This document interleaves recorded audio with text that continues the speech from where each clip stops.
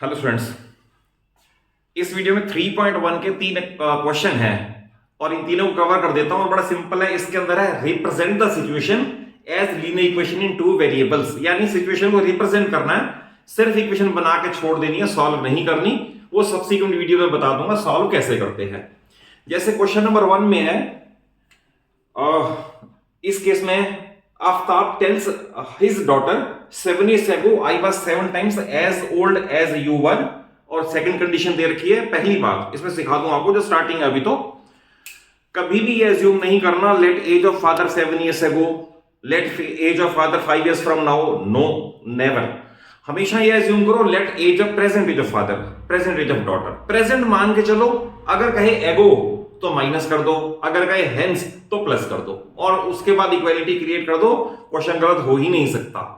जैसे इस केस में फादर और डॉटर का केस है, तो I will start let present age of father.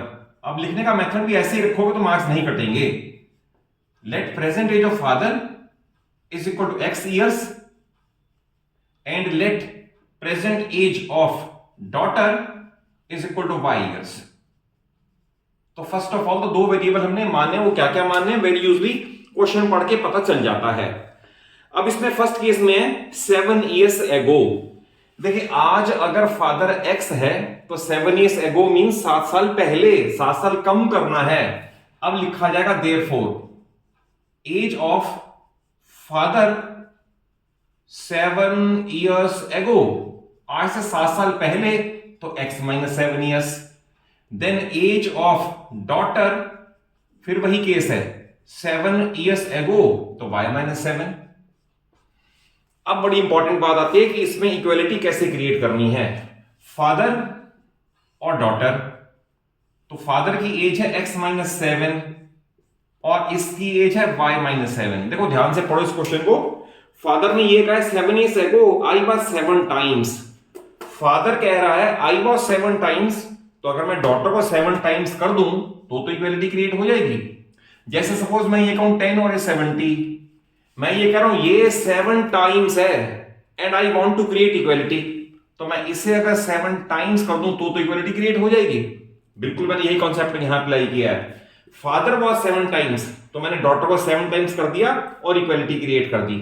Then equation बनेगी x minus 7 is equal to 7y minus 49 और x माइनस 7y, और इसको इधर लाओगे तो plus 42 is equal to 0। This is the representation of situation algebraically in the form of linear equation in two variables. फिर second condition, उसको भी सिर्फ अभी कन्वर्ट करना है, लैंग्वेज को इक्वेशन में कन्वर्ट करना है, अभी सॉल्व नहीं करनी। फिर सेकंड केस में दे रखा है 3 years फ्रॉम नाउ, यानी आज से 3 साल बाद। तो आप ये मान लें, मैं डायरेक्ट कर देता हूं, तो एज फादर के सामने फादर के लिख दूंगा, एज 3 years फ्रॉम नाउ यानी आज के बाद। आज अगर x है तो 3 years ऐड हो जाएंगे, and age 3 years from now, daughter के सामने डॉटर का, तो आज y है उसमें भी 3 years ऐड हो जाएंगे।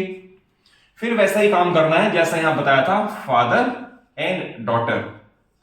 फादर का दे रखा है x प्लस 3 और डॉटर का दे रखा है y प्लस 3। अब देखें 3 साल बाद की कंडीशन क्या है। कंडीशन ये है 3 years from now I shall be 3 times as you will be, यानी फादर कह रहा है मैं 3 गुना हूं 3 टाइम्स, तो आप डॉटर को 3 टाइम्स करोगे तो इक्वालिटी क्रिएट हो जाएगी। और इसे सिंप्लीफाई करोगे 3y प्लस 9 और x माइनस 3y, इसे उधर ले जाओ या इसे इधर, एक ही बात है, दोनों सेम है, कोई फर्क नहीं पड़ता, इज इक्वल टू 6। तो ये दोनों का आंसर है। तो it is representation of word problem यानी situational problem into linear equation in two variables. तो क्वेश्चन नंबर 1 यहां कंप्लीट हो गया। क्वेश्चन नंबर 2 में देखें, आप इसे पढ़े। क्वेश्चन है कि the coach of a cricket team purchases 3 bats and 6 balls for rupees this much. तो ऑब्वियस है 2 आइटम्स हैं, तो उन दोनों में पर यूनिट कॉस्ट हमें एज्यूम करनी पड़ेगी। ये ध्यान रखना, x और y वेरिएबल क्या एज्यूम करते हो, ये बड़ा इंपॉर्टेंट है। जैसे इस केस में कॉस्ट ऑफ 2 आइटम है, बैट एंड बॉल, तो we will start let cost of 1 bat is equal to rupees x, and let cost of 1 ball is equal to ₹y। तो बड़ा सिंपल क्वेश्चन है ये। उसने कहा है 3 बैट्स और 6 बॉल्स की कंबाइंड कॉस्ट, 3 बॉल्स की कंबाइंड कॉस्ट 3x, 3 बैट्स की 6 बॉल्स की कंबाइंड कॉस्ट, बीच में प्लस लगा दिया, इज ₹3900। तो ये पहली सिचुएशन प्रॉब्लम हमने इक्वेशन में कन्वर्ट कर दी। कैसे? अगर एक बॉल की कॉस्ट x रुपीज है या एक बैट की कॉस्ट x रुपीज है और 3 बैट्स परचेज करोगे तो 3x रुपीज, 1 बॉल की कॉस्ट y रुपीज है और 6 बॉल्स है तो 6y, और टोटल कॉस्ट आपको दे रखी है 3900, वो मैंने वहां से प्लेस कर दिया। सेकंड दे रखा है, अगले दिन उन्होंने 1 बैट और 3 मोर बॉल्स परचेज की। मैं डायरेक्ट कर देता हूं, तो 1 बैट तो ऑब्वियस 1x आएगा, एंड 3 बॉल्स तो 3 बॉल्स मींस 3y आएगा, और उनकी कंबाइंड कॉस्ट उनको बियर करनी पड़ी 1300। तो नेक्स्ट स्टेटमेंट ये है कि नेक्स्ट डे जो परचेज किया 1 बैट तो 1 into x is x, and 3 balls 3 into y, तो कंबाइंड कॉस्ट ये, तो ये इसका कंप्लीट सॉल्यूशन है। अभी सॉल्व नहीं करना, रिपीटेडली कह रहा हूं, आप क्वेश्चन को ध्यान से पढ़ लो, क्योंकि स्टार्टिंग है तो सिर्फ ये दे रखा है कि इस सिचुएशन को कन्वर्ट कैसे करना है। क्वेश्चन नंबर 3 देखें, इसके अंदर है cost of 2 kilogram of apple and 1 kilogram of grapes is found to rupees this much. तो ऑब्वियस है कॉस्ट पर केजी का हमें एज्यूम करना पड़ेगा। स्टार्ट करें, लेट कॉस्ट ऑफ, 2 आइटम है, इसके अंदर हम नाम दे रखे हैं एप्पल और grapes. Cost of 1 kilogram of apple is equal to rupees x, then let cost of 1 kilogram of grapes is equal to rupees y। तो हमने क्या माना है? कॉस्ट पर यूनिट माना है। अब देखिए इसमें उसने परचेज किया 2 किलोग्राम एप्पल, 1 किलोग्राम की कॉस्ट x रुपीज है और 2 किलोग्राम एप्पल्स हैं, इट मींस 2x उसकी कॉस्ट हो गई, प्लस उसके बाद है 1 किलोग्राम ऑफ ग्रेप्स, तो 1 किलोग्राम मींस 1 इंटू y यानी y, तो उसकी कंबाइंड कॉस्ट उनको बियर करनी पड़ी, इट वाज ₹160, सिंपल ₹160, ये हो गया।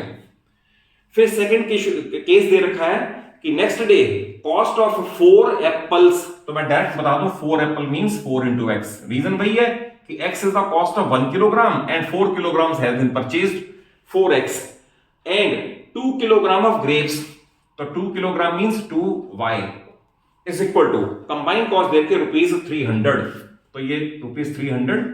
तो इस तरह से 2 इक्वेशन बन गई सिर्फ एल्जेब्रिकली। हालांकि क्वेश्चन में ये भी गिवन है कि ग्राफिकली, बट अभी क्योंकि ग्राफ का मैंने इंट्रोड्यूस ही नहीं किया, तो ग्राफिकली कैसे सॉल्व करते हैं, ग्राफ का क्या उसका इंप्लीकेशन आएंगे ग्राफ के, वो सारे सब्सिक्वेंट वीडियोस में कवर हो जाएंगे।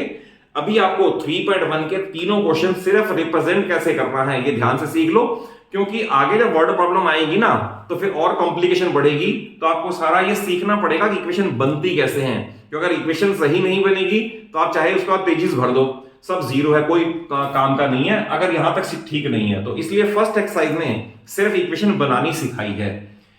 और अगर कंसेप्चुअली अच्छा समझ आया हो और कुछ कहना भी चाहते हो तो आप कमेंट बॉक्स में जाके कह सकते हो, और अगर वीडियो अच्छी लगे तो अपने सभी फ्रेंड्स को जरूर शेयर करो और चैनल सलूजा क्लासेस को सब्सक्राइब कर लो, सो दैट आपको सारा सिलेबस यहां पर स्मूथली, इजिली और बड़े ही प्रैक्टिकल वे में बोर्ड में रिप्रेजेंट करने के मेथड से समझ आ जाए।